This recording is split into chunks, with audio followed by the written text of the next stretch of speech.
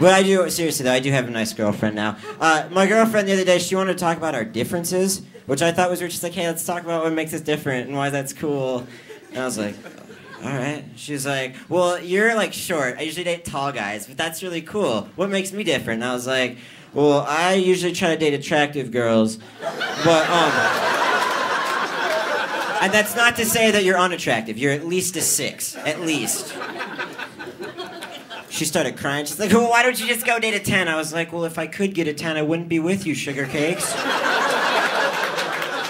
Plus, a 10 would probably cheat on me. You're a 6, you're faithful. It's checks and balances. I don't make the rules.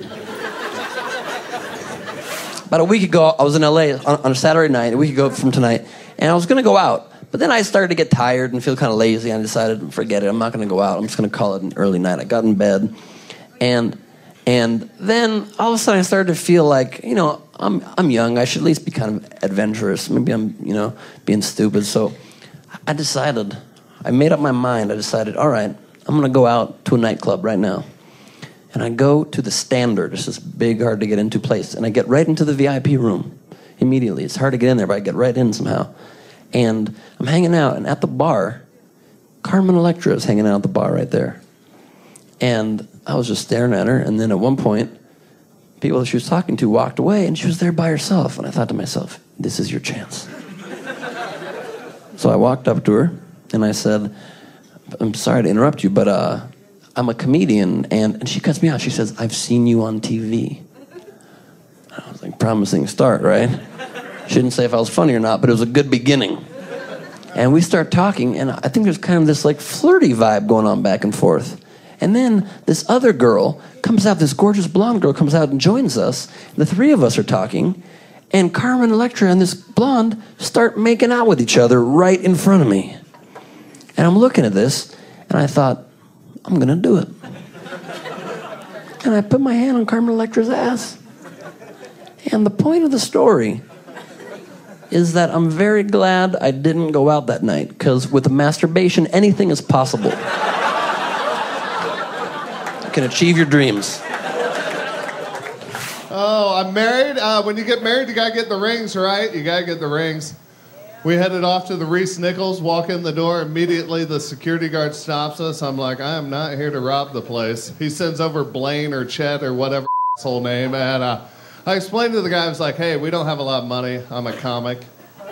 We just want simple bands, no bling bling, no diamonds, no sapphires. Is this something you can even help us with? He's like, sure, follow me. So he takes us back past all the cases with the nice rings, takes us back past all the cases with the subpar rings, takes us through the back room with all the boxes, out the back door, across the street to Walmart. He's like, they can help. I was like, thanks, Blaine. So I explained to the guy at Walmart what I want. He pulls out the tiniest, thinnest platinum band, $1,600. I was like, I don't think you understand. I am poor. I need the decimal point over a place. He says to me, well, how do you feel about alternative metals? What do you got for me? He's like, these are titanium. They're $160 a band. Titanium is the strongest, lightest metal in the world. NASA uses it on the space shuttle. I was like, well, if it's good enough for NASA, it's good enough for my lady. Let's hook them up.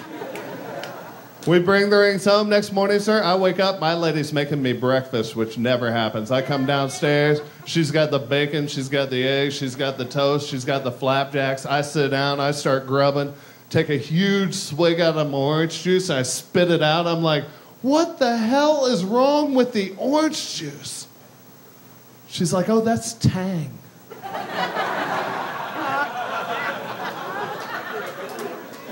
Like, what the hell is up with the Tang?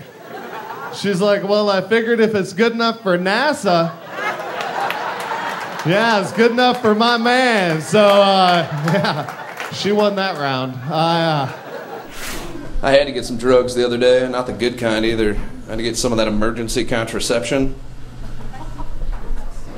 Not for myself, kind of my fault.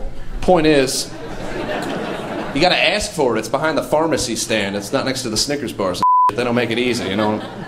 But I never done it. I was nervous. I was in the parking lot of Walgreens, all rattled, sitting in my topaz. was afraid they were gonna have like a bunch of questions for me, so I got some answers lined up ahead of time just in case it might happen. Sure as I get back there, I was like, ma'am, I need emergency contraception, I need the pill, I need plan B. And she started getting an attitude with me. Talk about, well, what you need that for? And I was like, this ain't the only place I came today?